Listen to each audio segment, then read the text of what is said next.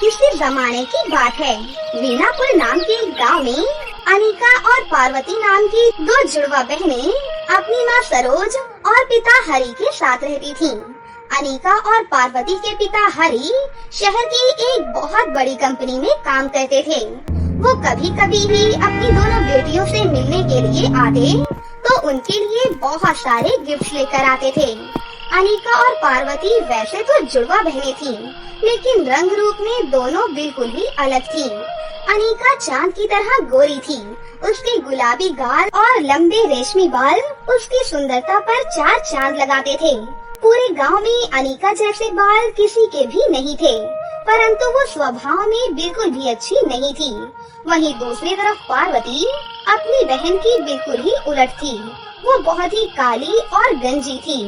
पार्वती के बचपन में बहुत ही लंबे और घने बाल थे, परंतु कुछ साल पहले एक बीमारी के चलते पार्वती के बाल झड़ना शुरू हो गए और 2 साल बाद वो पूरी तरह से गंजी हो गई थी। पार्वती दिल से बहुत ही अच्छी थी। वो हमेशा गरीबों और असहाय लोगों की सहायता करती थी। पार्वती को अपने काले रंग के कारण बहुत तकलीफों का सामना करना पड़ता था। उसके पड़ोस के बच्चे उसका बहुत मजाक उड़ाते थे। हर कोई बस अनिका की सुंदरता को ही देखा करता था और उसकी तारीफ करता था। ऐसे ही दिन बीत रहे थे। एक दिन अनिका पार्वती से कहती है, पार्वती, क्या तुमने कंघी देखी है? मुझे तो दिखाई नहीं दे रही। मैंने सोचा क्या पता तुमने कंघी से अपने बाल संवारी हो। अनिका, तुम्हें तो पता ही है, भला मैं कंघी का क्या करूँगी? तुम मेरा मजाक उड़ा रही हो ना? अनिका, आस पड़ोस के तो बच्चे मेरा मजाक उड़ाते ही हैं और अब तुम भी शुरू हो गई। पार्वती बहन, अब तेरी शक्ल देखकर हंसी आती है, तो इसमें मैं क्या कर सकती हूँ? मैं अपनी हंसी रोक तो नहीं सकती। वैसे मुझे तुझे अपनी बहन कहने में भी शर्म आती है। एक तरफ मैं हूँ जो मोर की तरह सुंदर और वही तू कौवे की तरह काली है। स्कूल के बच्चे तेरे कारण मेरा मजाक उड़ाते हैं। अनिका, तुम मेरी सगी बहन होकर भी मेरा मजाक क्यों उड़ा रही हो? क्या तुमने कभी सोचा है कि मुझे अपने गंजेपन को लेकर कितना बुरा लगता होगा? वैसे भी गांव के सभी बच्चे मुझे खुशी से रहने भी नहीं देते। घर में तो रहकर के तुम मुझे चैन की सांस लेने दो। अनिका, पार्वती, कहाँ हो मेरी प्यारी बच्चियों? जल्दी से बाहर आ जाओ, मुझे तुम्हें कुछ बताना है। अपनी माँ की आवाज सुनकर अनिका और पार्वती दोनों अपनी माँ के पास आ जाती हैं। क्या हुआ मम्मी, आप इतनी जोर जोर से क्यों चिल्ला रही हैं? पार्वती और अनिका, तुम सरला आंटी को तो जानती ही हो ना, मेरी बचपन की दोस्त। उनके बेटे की शादी है, इसीलिए आज शाम को हम सभी शादी में जाने वाले हैं। तुम दोनों शाम को 6 बजे तक अच्छे से तैयार रहना। मम्मी, मुझे बेइज्जती कराने का कोई भी शौक नहीं है। मैं इस कलमुही के साथ जाऊं, इस कारण लोग मेरा बहुत मजाक उड़ाते हैं और लोग कहते हैं, देखो देखो, काली गोरी की जोड़ी आ गई है। सुन पार्वती की बच्ची, अगर तुझे मेरी और मम्मी की इज्जत की थोड़ी भी चिंता है तो तू हमारे साथ मत जाना। तेरे कारण मेरी और मम्मी की बहुत बेइज्जती होती है। पार्वती, अगर मैं तेरी जगह होती तो मैं कब की मर जाती। अनिका, तुम ये क्या कह रही हो? पार्वती तुम्हारी बड़ी बहन है और तुम हो कि तुम्हें अपनी बड़ी बहन पार्वती के साथ चलने में बेइज्जती महसूस होती है। तुम पार्वती की कितनी बेइज्जती कर रही हो, उसके ऊपर क्या बीत रही होगी? मम्मी, आप अनिका को इतना फोर्स क्यों कर रही हो? अनिका शायद तुमसे सही ही कह रही हो। मेरे कारण तुम्हारी और माँ की बहुत बेइज्जती होती होगी, इसीलिए मैं तुम्हारे साथ शादी में नहीं जाऊंगी। इतना कहकर पार्वती घर से बाहर निकल जाती है। पार्वती चलते चलते एक घने जंगल में पहुंच जाती है। उसके बाद वो जंगल में ही एक पत्थर पर बैठकर बहुत जोर जोर से रोने लगती है। बचपन से लेकर आज तक सभी लोग मुझे काली कलूटी गंजी कहकर चिढ़ाते हैं। अगर मैं काली हूँ और मेरे सर पर बाल नहीं है तो इसमें मेरी क्या गलती है?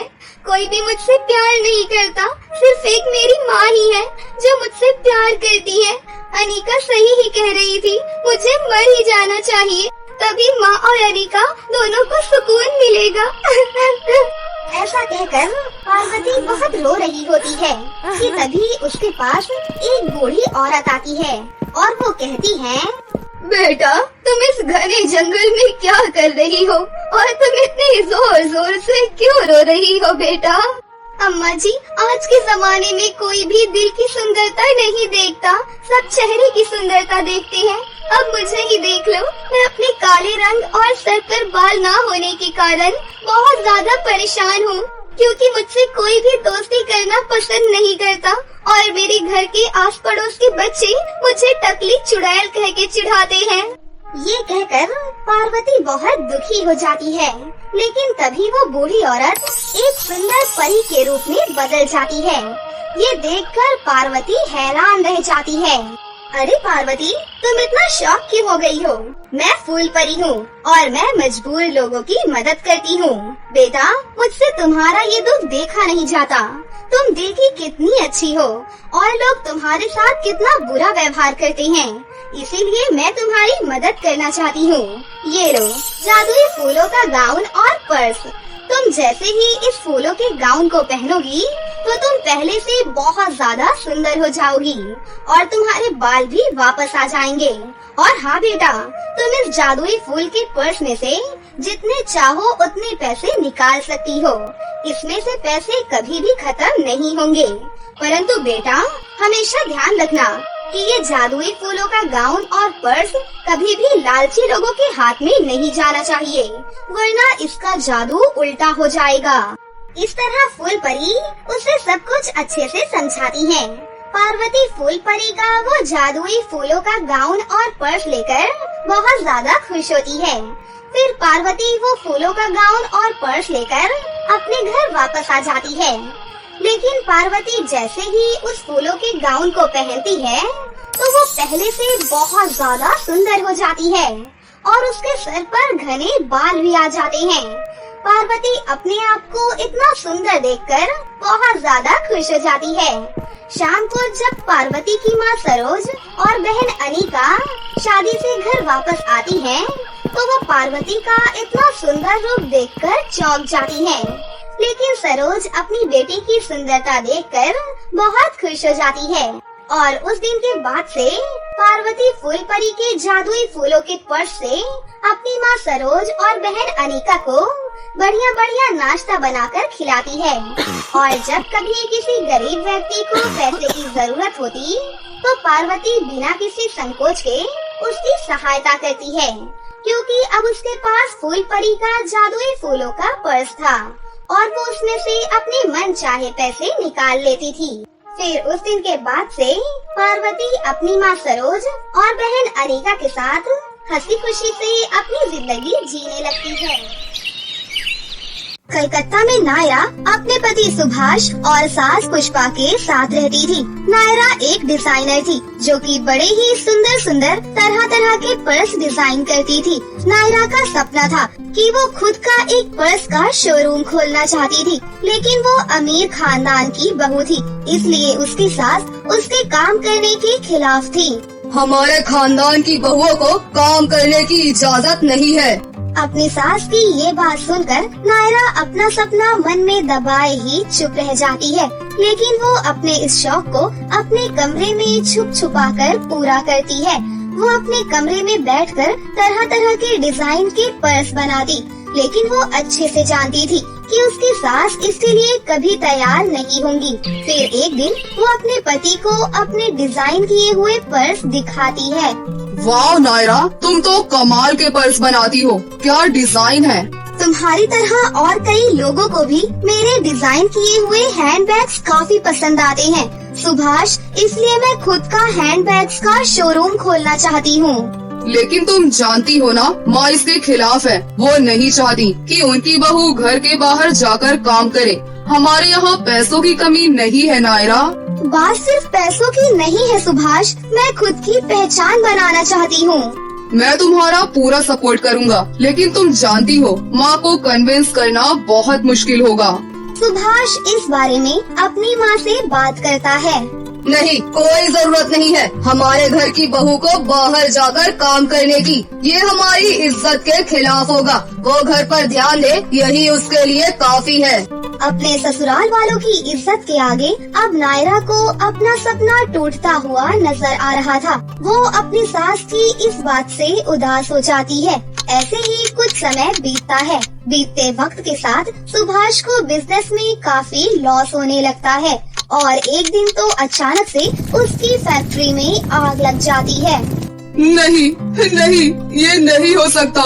मैं कहीं का नहीं रहा। मेरी फैक्ट्री।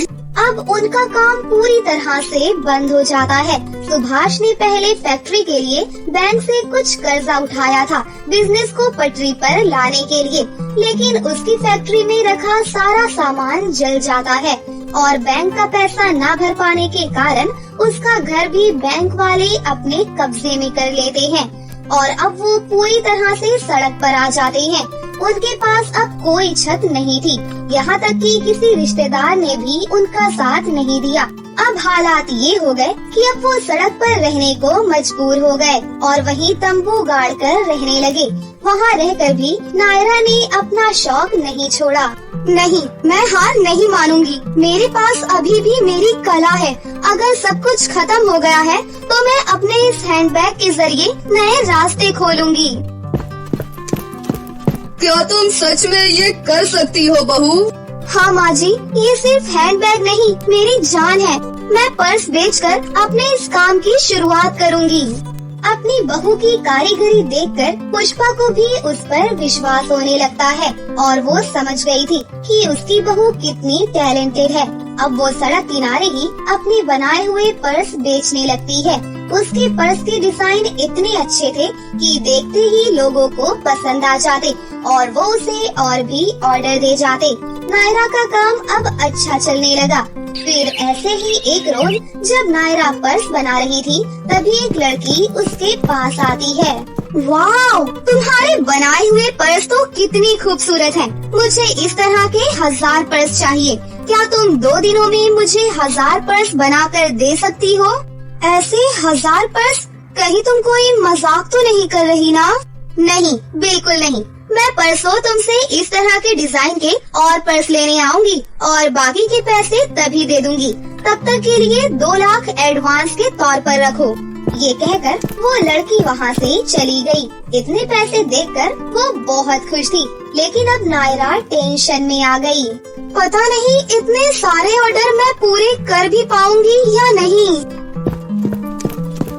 तुम जरूर पूरा करोगी। मुझे अपनी बहू पर पूरा भरोसा है और हम इसमें तुम्हारा साथ देंगे। अब नायरा का साथ देने के लिए सुभाष और पुष्पा भी थे। नायरा सुंदर सुंदर डिजाइन के पर्स बनाकर तैयार करने लगी। इस तरह दिन रात काम करके उन्होंने 1000 पर्स बनाकर तैयार कर लिए। उस रोज फिर वो लड़की उनके पास आई। आपके 1000 पर्स बनकर तैयार हैं। आपका बहुत बहुत शुक्रिया। लेकिन एक बात पूछूं, आप इतने सारे पर्स का करेंगी क्या? तभी वो लड़की एक सुंदर सी परी के रूप में बदल जाती है। मैं एक परी हूँ और धरती लोक पर कुछ दिनों के लिए घूमने आई थी। मैंने यहाँ बहुत सी खूबसूरत चीजें देखी, लेकिन उन सब में सबसे खूबसूरत मुझे तुम्हारे हाथ का बनाया हुआ ये पर्स लगा। इसलिए मैंने अपने परिलोक की सभी परियों के लिए ये पर्स ले लिए और देखना, मेरी तरह उन सबको भी ये पर्स बहुत पसंद आएंगे। आप सचमुच की परी हैं? हाँ, और मैं तुम्हारा सपना पूरा करूँगी। अपनी छड़ी घुमाकर वो परी नायरा को सोने और चांदी का जादुई पर्स देती है। सोने चांदी का पर्स?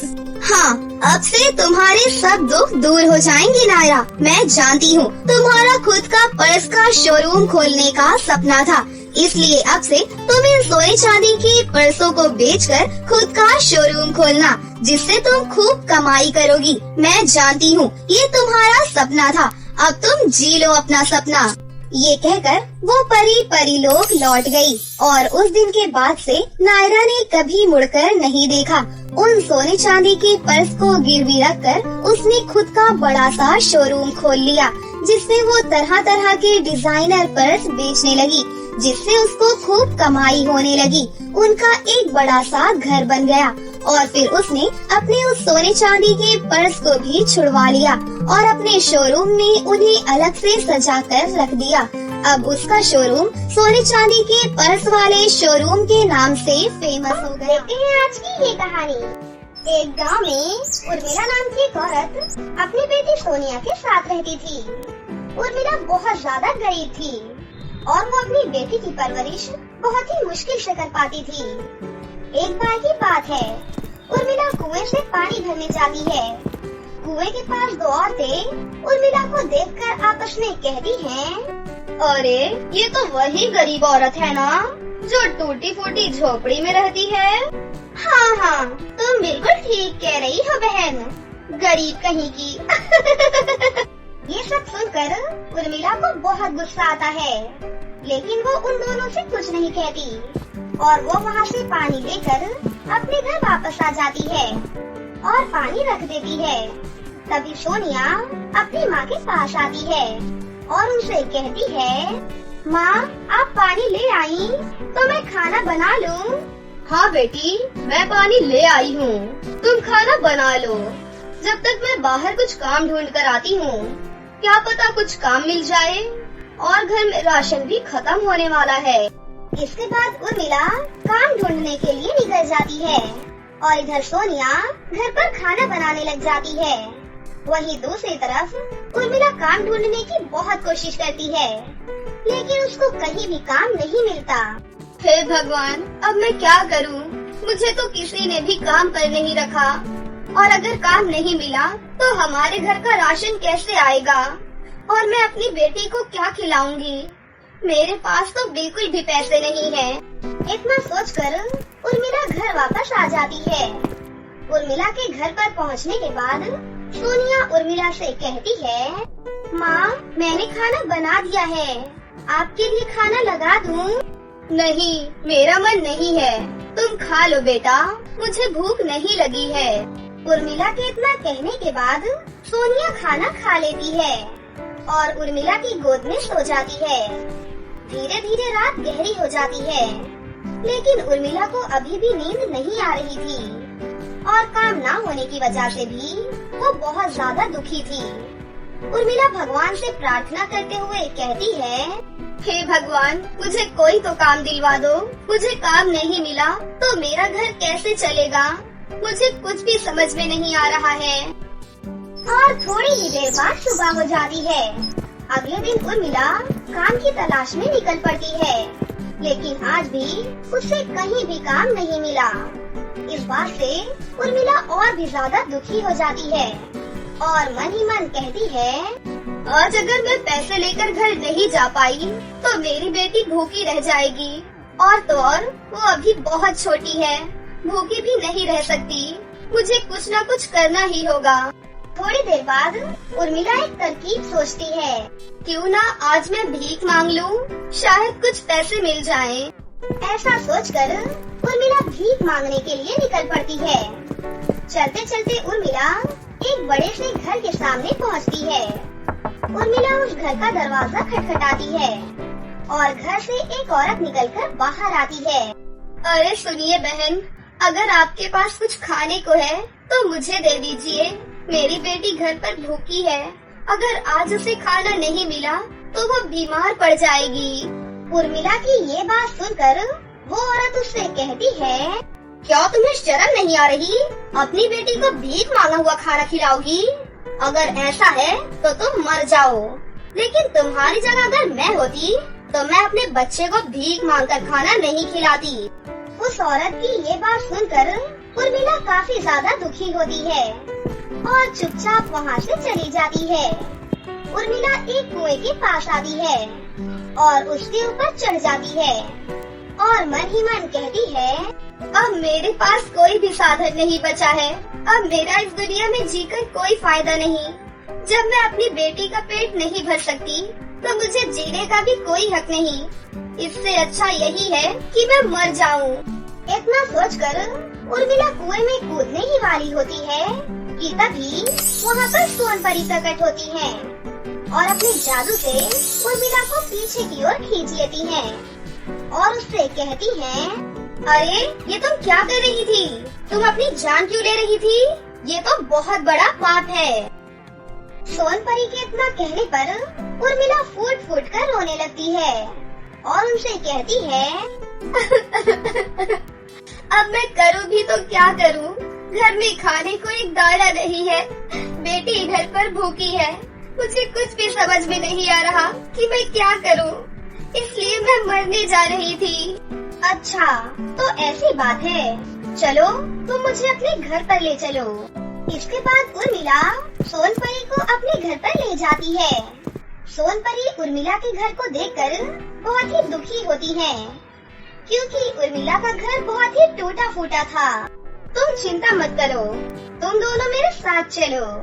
इसके बाद सोनपरी अपने जादू से सोनिया और उर्मिला को परीलोक ले आती है और अपने जादू से उन दोनों को एक जादुई गाउन और एक जादुई पर्स देती है और उनसे कहती है, सुनो उर्मिला, ये 2 जादुई गाउन और पर्स हैं। इस जादुई गाउन से तुम जो भी मांगोगी तुम्हें वो मिलेगा और दूसरी तरफ इस जादुई पर्स की मदद से तुम इसके अंदर रह सकती हो। क्या सच में परी जी? हाँ, बिल्कुल। परी जी, आपका बहुत बहुत शुक्रिया, आपने हमारी बहुत मदद की है आज। इसके बाद उर्मिला और सोनिया पृथ्वीलोक वापस लौट आती है। पृथ्वीलोक आने के बाद सोनिया अपने गांव के बाहर अपने जादुई पर्स को रख देती है और वो जादुई पर्स एक घर में बदल जाता है। फिर जादुई गाउन वो दोनों अपने साथ उस घर में लेकर आ जाती हैं और जादुई गाउन से कहती हैं, हे जादुई गाउन, हमें बहुत सारा खाना दे दो। उर्मिला के इतना कहने पर वहाँ पर बहुत सारा खाना प्रकट हो जाता है। सोनिया भी ये सब देखकर बहुत खुश होती है। उस दिन के बाद से उर्मिला और सोनिया के जीवन में किसी भी चीज की कोई कमी नहीं थी। अब वो दोनों अपनी जिंदगी में हंसी खुशी से रहने लगती हैं।